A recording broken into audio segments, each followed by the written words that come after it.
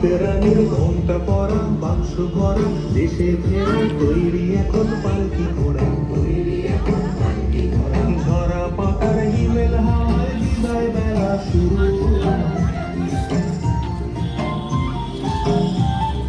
ধানের শীষে শিশির কাছে নতুন ফসল নতুন দিনের যাত্রা হলো শুরু শুরু